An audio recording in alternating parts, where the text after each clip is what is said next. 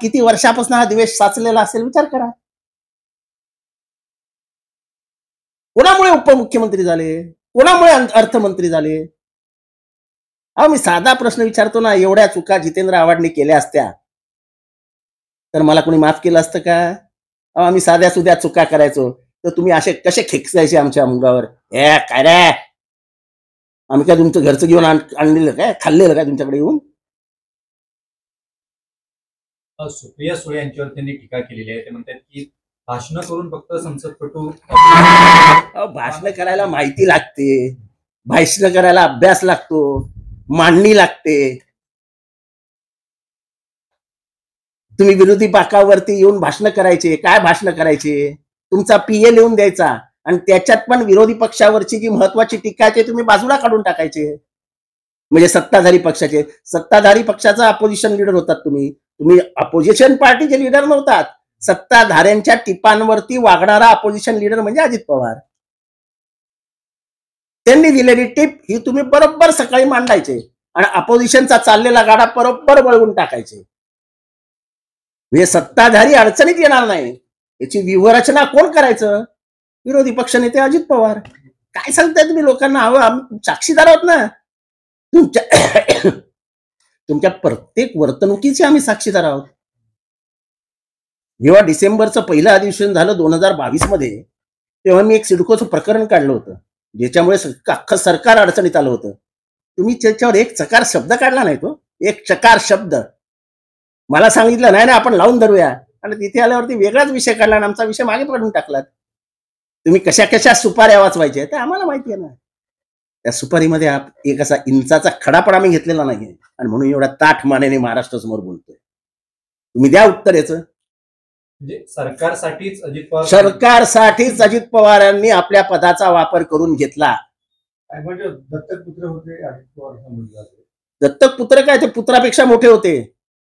ते सांगतील ते खरं असं शरद पवार करायचे. आणि मला वाटतं हीच शरद पवारांच्या आयुष्यातली सर्वात मोठी चूक आहे.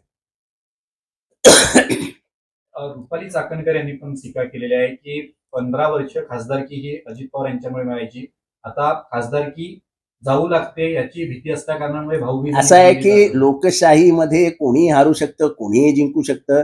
लोकशाहीमध्ये या भारतामध्ये इंदिरा गांधी हरल्यात आणि परत निवडून आल्यात. लोकशाहीची बेरीज असती आहे. म्हणून कोणाला अहम असू नये की माझ्यामुळे निवडून आलात. तुम्ही 91 साली कोणामुळे निवडून आलात?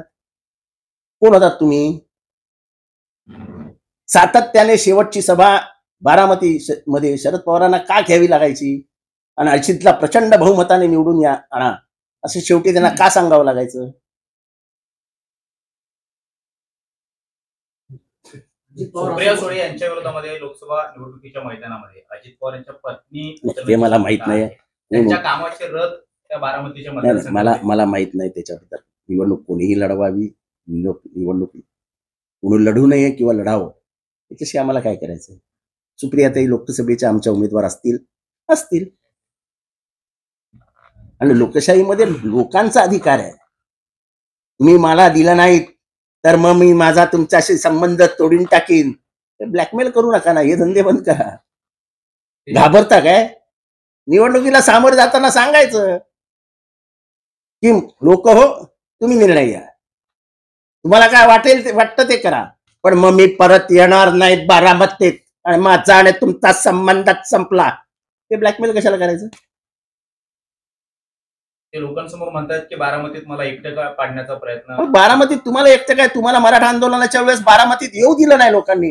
हे लोक बाहेरच्यांना माहित नाही, आम्हाला माहिती आहे ना. तुमच्या पोस्टरला काळं फासलं आम्हाला माहिती आहे ना. हे फक्त कोणी बोलत नाही, जितेंद्र आव्हाड बोलून दाखवतो.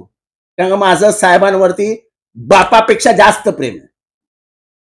मला जितेंद्र आव्हाड अजितदादावर टीका करताना लायकीत राहावं. आपली लायकी, आपला दर्जा हा महाराष्ट्राला माहीत आहे. त्याचं दर्शन परत आज एकदा तुम्ही महाराष्ट्राला घडवले. तुमच्यासारखे नारद पक्षात होते म्हणून आज काका पुतण्यामध्ये फूट पडलेली आहे आणि परत एकदा आगीत तेल ओतण्याचं काम तुम्ही केलेलं आहे. तुम्ही अजितदादावरती टीका करताना ज्या भाषेचा वापर केलाय त्याच भाषेत आम्हाला सुद्धा उत्तर देता येऊ शकतं. आज तुम्ही टीका करत असताना तुमचा हात जो थरथरत होता, मला वाटत नाही की तुम्ही शुद्धीत राहून ही टीका केलेली आहे. तुम्ही दादावरती टीका करताना कुठला माल घेतला होता याचा सुद्धा शोध घ्यावा लागेल. आदरणीय दादावरती टीका करताना तुम्ही म्हणालात की दादाला हिंदी इंग्लिश येत नाही. दादा भाषणाच्या वेळी बाथरूममध्ये जाऊन लपून बसले होते. तुम्ही काय चैन काढायला गेला होतात?